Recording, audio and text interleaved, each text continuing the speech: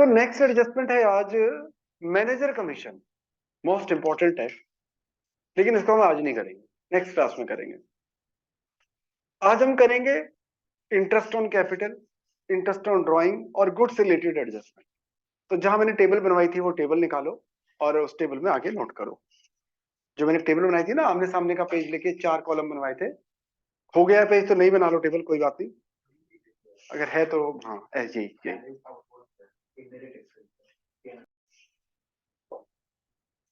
तो पहली एडजस्टमेंट है इंटरेस्ट ऑन कैपिटल, ये 12th में डे 1 भी आएगी। इंटरेस्ट ऑन कैपिटल क्या जनरल एंट्री होती है इंटरेस्ट ऑन कैपिटल की? By the way, interest on capital की जनरल एंट्री क्या होती है?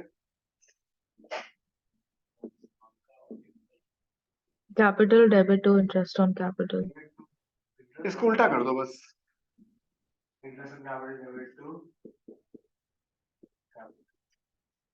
क्यों होती है एंट्री? इंटरेस्ट ऑन कैपिटल को डेबिट क्यों किया और कैपिटल को क्रेडिट क्यों किया? तो क्यों क्रेडिट किया है? लाइबिलिटी है तो मतलब हमेशा लाइबिलिटी क्रेडिट होती है, डेबिट भी होती है क्रेडिट भी होती है, क्रेडिट क्यों किया कैपिटल? बता रहे हो तो पूरा बताओ। अच्छा, कैपिटल का इंटरेस्ट हम देते हैं कि लेते हैं? सबसे पहले तो नहीं जी, देते हैं। Capital is a liability towards owner because of business entity concept. तो कैपिटल हमारे ऊपर एक लाइबिलिटी है। अब जो हमारी लाइबिलिटी होती है उसका जो इंटरेस्ट होता है हम लेते हैं कि देते हैं? देते हैं। हमारे ऊपर जो कर्जा है उस पर तो इंटरेस्ट हम देंगे ना, लेंगे थोड़ा ना। हम प्रोपराइटर को उसकी कैपिटल पर इंटरेस्ट देते हैं। हमारे लिए खर्चा है कि हमारे लिए इनकम है? हमारे लिए एक्सपेंस है। तो इसीलिए इंटरेस्ट ऑन कैपिटल को डेबिट किया है as a nominal account, debit all the expenses and losses. दूसरा, अब प्रोपराइटर को हमें कुछ भी देना होता है, देने घर नहीं जाते, उसकी कैपिटल में ऐड कर देते हैं। हम बिजनेस के पॉइंट ऑफ व्यू से करते हैं। डे 1 हमने यही पढ़ा था, all business entity concept, all the transaction are to be recorded from business point of view. हम बिजनेस हैं, तो प्रोपराइटर की को हमें उसको इंटरेस्ट देना है, देने घर थोड़ा ना जाएंगे, उसकी कैपिटल में ही ऐड कर देंगे। और रूल ऑफ डेबिट क्रेडिट कहता है कि कैपिटल को बढ़ाना है तो कैपिटल को क्रेडिट कर दो। तो यहीं से आपको पता चल गया कि इस एडजस्टमेंट का इफेक्ट कहाँ कहाँ पड़ेगा। भाई ये जो खर्चा है ये तो आ जाएगा पी एंड एल अकाउंट के डेबिट में, और ये कैपिटल में इंक्रीज कर देंगे, यही लिख दो। हाँ लिख दो, debit side of profit and loss account, debit side of profit and loss account, और बैलेंस शीट वाले कॉलम में लिखो एड इनटू कैपिटल अकाउंट। एक तो पी एंड एल के डेबिट में आ जाएगा और दूसरा कैपिटल में ऐड हो जाएगा।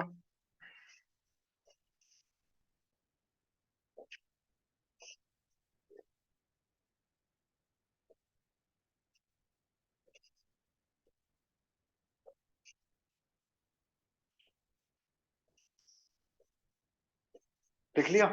लेकिन यही इंटरेस्ट ऑन कैपिटल अगर आपको क्वेश्चन में ट्रायल बैलेंस में दिया है, मान लो ट्रायल बैलेंस में दिया है, तो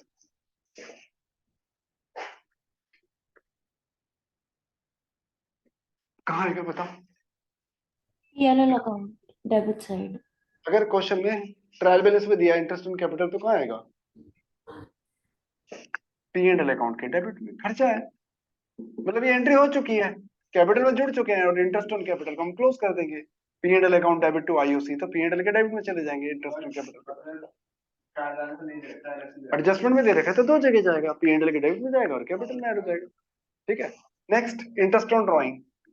ध्यान रखना 12th में डे 1 आप यही पढ़ोगे, डे 1, और 1 महीने तक पढ़ते रहोगे, हर क्वेश्चन में होगा ये दोनों चीजें। आईओडी, अब आईओडी की क्या एंट्री बनेगी? उल्टा हो गया, और क्या उल्टा हो गया, है ना? ड्राइंग डेबिट कर दो या कैपिटल डेबिट कर दो, चलो आपकी मर्जी है, एक ही बात है। टू इंटरेस्ट ऑन ड्राइंग तो उल्टा हो जाएगा बिल्कुल, एक तो कैपिटल में से माइनस हो जाएगा और दूसरा as a income profit and loss account के क्रेडिट में चला जाएगा। नोट कर लो फटाफट, credit side of profit and loss account and less from capital.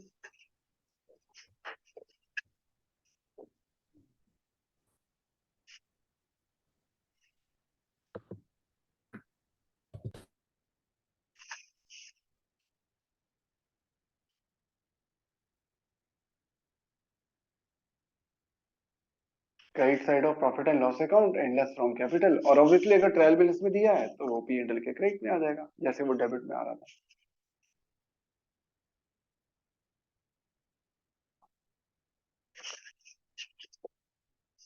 कर लिया। Next, goods withdrawn by the proprietor. Goods withdrawn by the proprietor.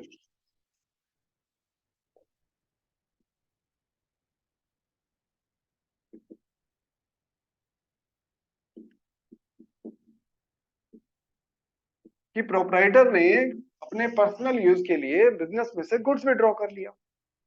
अच्छा, इसकी जर्नल एंट्री क्या होती है? Drawing account debit purchase. मैंने बोला था ये एंट्री जर्नल एंट्री में भी याद कर लो कि परचेज को क्रेडिट करते हैं। जब आपको फाइनल अकाउंट पढ़ाऊंगा तो समझाऊंगा कि परचेज को क्यों क्रेडिट किया था। अब ये करेंगे इस बारे में बात, पर अभी पहले इसका इफेक्ट देख लेते हैं। तो क्या करेंगे, इसका इफेक्ट कहाँ कहाँ पड़ेगा? सो ट्रेडिंग अकाउंट में परचेज परचेजेस में, माइनस होता है। हाँ परचेज में से माइनस हो जाएंगे, और ड्रॉइंग है तो भैया बैलेंस शीट में कैपिटल में से भी माइनस हो जाएगा। कर लिखो लिखो, less from purchase less from capital. अच्छा, तो अब नहीं बता सकते हो कि अब ये मुझे बताओ कि परचेज में से माइनस क्यों कर रहे हैं, या कोई भी जो सामने बैठे हैं। मैंने कहा था जब हम फाइनल अकाउंट पढ़ेंगे तो हम इसको डिस्कस करेंगे कि भाई हम इसको परचेज में से क्यों माइनस करते हैं। सर क्योंकि अगर हम गुड्स को विड्रॉ कर रहे हैं, प्रोप्राइटर जो विड्रॉ कर रहा है वो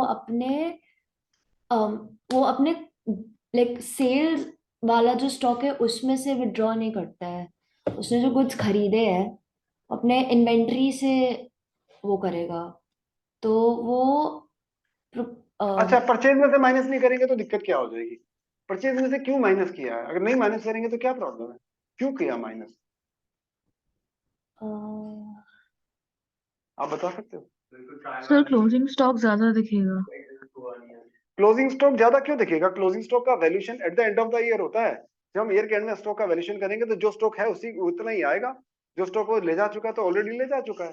ईयर के एंड में जो स्टॉक पड़ा है उसी की तो वैल्यू निकलेगी, वो तो वही निकलेगी। चाहे वो ले गया चाहे नहीं ले गया, इससे कोई फर्क नहीं पड़ता। नहीं नहीं, बात है कि परचेज में से क्यों माइनस कर रहे हैं, परचेज को अकाउंट को क्यों क्रेडिट कर रहे हैं, क्या जरूरत है?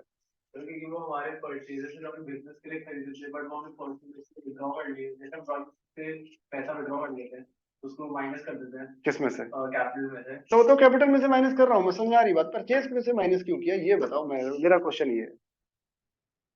ड्रॉइंग डेबिट होता सब जानते हैं, ठीक है, कैपिटल कम हो रही है, ठीक है, पर परचेज में से क्यों माइनस? अच्छा सोचो, प्रैक्टिकली सोचो।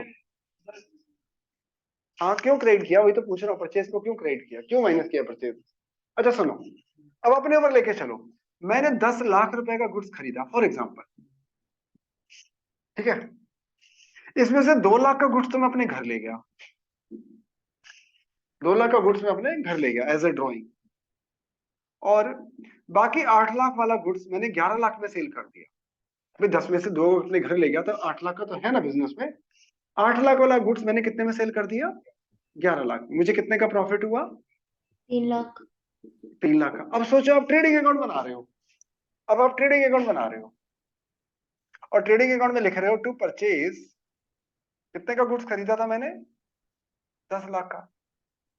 बाय से ना मैं ओपनिंग स्टॉक लेके चल रहा हूँ, ना मैं क्लोजिंग स्टॉक लेके चल रहा हूँ, ना मैं डायरेक्ट एक्सपेंसेस, मुझे तो कॉन्सेप्ट समझाना है। सेल मेरी कितने रुपए की है? 11 लाख की, है कि नहीं? अब मेरा प्रॉफिट निकल आएगा क्या 3 लाख का? नहीं नहीं सर, निकलेगा। तो ज्यादा तो अगर वैल्यू। मैं, तो इसलिए मैं परचेज में से वो 2 लाख रुपए माइनस कर दूंगा जो गुड्स मैं अपने घर ले गया था, क्योंकि बिजनेस में तो 8 लाख का ही गुड्स यूज हुआ है। बिजनेस में तो 8 लाख, ये जो माल बेचा है उसमें तो केवल 8 लाख का ही गुड्स यूज हुआ है। तो मैंने क्या किया, 10 लाख में से 2 लाख माइनस कर दिए, अब निकलाएगा मेरा सही प्रॉफिट, है कि नहीं? अब मेरा सही प्रॉफिट निकला है 3 लाख। तो इसलिए हम सही प्रॉफिट कैलकुलेट करने के लिए हम उसे परचेज में से माइनस कर देते हैं, क्योंकि अगर मैंने माइनस नहीं किया तो वो गुड्स जो वो प्रोपराइटर अपने घर ले गया है हम उसे एज ए एक्सपेंस रिकॉर्ड कर देंगे। अगर मैंने यहाँ पर 10 लाख दिखा दिए तो इसका मतलब ये है कि वो 2 लाख का गुड्स जो प्रोपराइटर अपने घर ले गया मैंने उसको बिजनेस में एज ए एक्सपेंस रिकॉर्ड कर दिया और बिजनेस का प्रॉफिट कम कर दिया, वो तो गलत है। क्योंकि आप भी जानते तो आपने भी बोल दिया नहीं जी प्रॉफिट तो 3 लाख का है, मैं 2 लाख का गुड्स तो अपने घर ले गया, तो बात ही खत्म हो गई। हमने 8 लाख का गुड्स 11 में बेचा, 3 लाख का प्रॉफिट हुआ। तो यही बात है कि इसलिए हमने परचेज में से माइनस किया। आगे लिखो, नेक्स्ट लिखो, goods given as a charity. Goods given as a charity कौन सी एडजस्टमेंट है? एडजस्टमेंट नंबर क्या है अवनी? Adjustment number 13। अच्छा ठीक है। Goods given as a charity और फ्री सैंपल, एडजस्टमेंट नंबर 13। नहीं सर, गुड्स 15। 15, अच्छा चलो ठीक है। Goods given as a charity और free sample, goods given as a charity और फ्री सैंपल, इसकी जनरल एंट्री क्या होती है? हर चीजें पहले एंट्री आनी चाहिए। Sir, charity account debit to purchases. आपने क्या बोला था? हाँ ठीक है ठीक है, दोनों का आंसर सही है, लेकिन उसने अलग दिया। चैरिटी डेबिट टू परचेज ठीक है, लेकिन सैंपल की जगह सैंपल लिख दोगे कोई दिक्कत नहीं है, पर सैंपल से ज्यादा अच्छी टर्म होती है सेल प्रमोशन एक्सपेंसेस या advertisement. Advertisement debit to purchase या sale promotion expenses debit to purchase. अब सोचो, एक तरफ तो परचेज को क्रेडिट कर रहे हैं, मतलब परचेज में से माइनस कर रहे हैं, वो तो लिख लो, देखो less from purchase, less from purchase. Entry लिख देते तो काट के होती, लिख ही देते, एडवर्टीजमेंट डेबिट टू परचेज। अच्छा है, कोई बात नहीं, लिख रहे हो तो लिख लो, एडवर्टीजमेंट डेबिट टू परचेज। तो एक तो लिखो लेस फ्रॉम परचेज, एक तो परचेज में से लेस हो गया, और दूसरा चैरिटी या एडवर्टीजमेंट, ये कहाँ जाता है? पी एंड एल के डेबिट में। इसी कॉलम में लिखो debit side of P and L account. Balance sheet पे कोई इफेक्ट नहीं पड़ेगा इसका, बैलेंस शीट पे इसका कोई इफेक्ट नहीं पड़ेगा।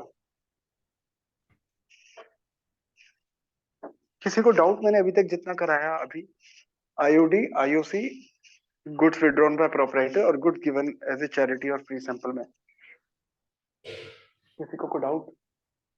चलो नेक्स्ट लिखो, number 16, goods used for an assets. एक असेट्स को बनाने में कह लो या असेट्स में यूज कर लिया हमने गुड्स को, ऐसा हो सकता है। जैसे कैसे कर लिया? जैसे जैसे मान लो मेरा फर्नीचर का शोरूम है, फर्नीचर की मैन्युफैक्चरिंग है मेरी, लकड़ी बनाता हूँ, फर्नीचर बनाता हूँ, बेचता हूँ, लेकिन कुछ लकड़ी जो मैंने खरीदी थी एज ए रॉ मटेरियल, कुछ लकड़ी से मैंने ऑफिस के लिए फर्नीचर बनवा लिया, ऑफिस में ड्रॉर बनवा ली, टेबल चेयर वगैरह बनवा ली, जो भी बनाना था। अब वो लकड़ी जो फर्नीचर बनाकर बेचने में यूज होनी थी, वो लकड़ी मैंने ऑफिस में फर्नीचर बनाने में अपना यूज के लिए यूज कर ली। इसकी जर्नल एंट्री क्या होगी? Sir, asset account debit to purchases account. हाँ, assets account debit to purchase, सही है। लिखना चाहो लिख लो, assets account debit to purchase, assets account debit to purchase. वो तो मैंने एक एग्जांपल दिया था, ये तो एक जनरल है ना। हो सकता है मेरा बिल्डिंग मटेरियल सप्लायर हूं, मैंने अपना सीमेंट एक कमरा बनाने में यूज कर लिया, हाँ, तो उसमें बिल्डिंग डेबिट होगी, फर्नीचर डेबिट होगा, बिल्डिंग डेबिट होगी, जो भी होगा, इक्विपमेंट डेबिट होगा, तो असेट्स डेबिट होगी, जिस असेट्स को बनाने में वो चीज यूज हुई है, असेट्स डेबिट टू परचेज। अब इसका इफेक्ट क्या पड़ा? एक तो परचेज में से माइनस होगा और असेट्स में ऐड हो जाएगा, बैलेंस शीट में असेट्स में ऐड हो जाएगा। अब क्या कर रहे हो रक्षक? अच्छा, ट्रेडिंग अकाउंट के एक दो क्वेश्चन कर लेते हैं, रिवाइज तो हो जाए। कर लिया? अच्छा, नेक्स्ट। अब जो एडजस्टमेंट आप कर रहे हो वो 90% चांस आपके एग्जाम में आएगी। गुड्स लॉस्ट बाय फायर, बस last, goods lost by fire, goods lost by fire. मैं एक एग्जांपल भी दे देता हूं इसमें, कि मान लेते हैं कॉस्ट रुपीज 10,000, लिख लो, cost rupees 10,000 and insurance company accepted our claim rupees 6,000, cost rupees 10,000 and insurance company accepted our claim rupees 6,000। 10,000 का माल जल गया, चोरी हो गया, और हमें एक इंश्योरेंस कंपनी कहती है हम तो भैया 6,000 रुपए देंगे। इंश्योरेंस कंपनी ने हमारा 6,000 रुपए का क्लेम एक्सेप्ट किया। जब मैंने जनरल एंट्री कराई थी तभी मैंने कहा था मोस्ट इंपोर्टेंट है, एग्जाम में आता है, आपने नोटिस भी किया होगा, शायद बहुतों के स्कूलों में आया होगा। पहले इसकी जनरलिटी ही करते हैं, उसी की तरफ हम सीखेंगे कैसे होगा। अब नहीं, अभी हमारा क्लेम एक्सेप्ट हुआ है, पैसे मिले नहीं है, ध्यान रखिए। तो पहली एंट्री होगी loss by fire debit to purchase. Loss by fire debit to purchase, तो एक बात ध्यान रखो, 10,000 रुपए का जो गुड्स डैमेज हुआ है वो परचेज में से पहले तो माइनस हो जाएगा। ठीक है, पहले एक बार समझ लो, एक बार समझ लो, फिर एक बार लिख लेना। तो loss by fire debit to purchase, purchase में से तो माइनस हो गया, ये तो क्लियर है। अब इंश्योरेंस कंपनी ने हमारा 6,000 का क्लेम एक्सेप्ट कर लिया, तो मतलब हमने उनसे पैसे लेने हैं कि हमने उनको देने हैं? लेने हैं। तो एंट्री होगी insurance company debit, insurance company को मैं डेबिट करके अपना डेटर बना दूंगा। रुक जाओ पहले, एक मिनट रुक जाओ, मैं दिम हटाए, बस लास्ट एडजस्टमेंट है, छुट्टी।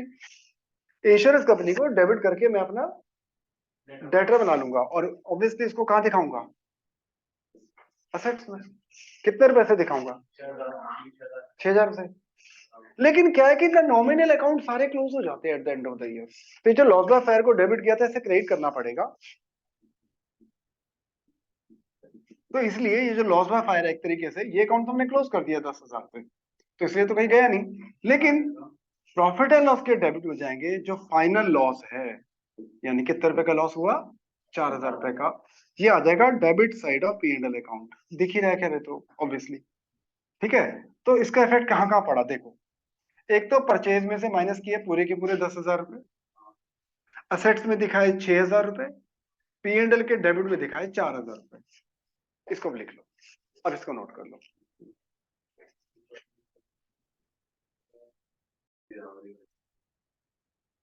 और ध्यान रखना कि ट्यूसडे को टेस्ट है, और सैटरडे की क्लास में मैं केवल डाउट्स ही लूंगा, आप लोग क्वेश्चन करोगे, प्रैक्टिस ही कराऊंगा। हाँ, एडजस्टमेंट्स की, हाँ। अभी मैंने मैनेजर कमीशन नहीं पढ़ा था, मैनेजर कमीशन वाला टॉपिक में स्किप कर देता हूँ, और मैंने जो कराया वो है इलस्ट्रेशन नंबर 16, ग्रुप पे डाल दोगे? इलस्ट्रेशन नंबर 16 और इलस्ट्रेशन नंबर 20 में देख लो कोई मैनेजर कमीशन ना हो ना, नहीं है, ठीक है। ये दो इलस्ट्रेशन है, वैसे तो ऑलमोस्ट ये चैप्टर हो गया, बस मुझे अब रह गया मैनेजर कमीशन समझाने का, वो नेक्स्ट क्लास में या जब भी होगा। लेकिन ट्यूसडे को टेस्ट है, और बहुत ज्यादा टफ नहीं बनाऊंगा, एवरेज लेवल का टेस्ट बनाऊंगा अभी मैं।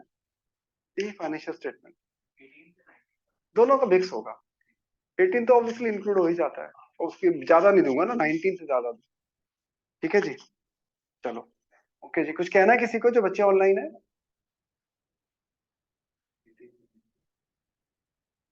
चलो ओके, बाय।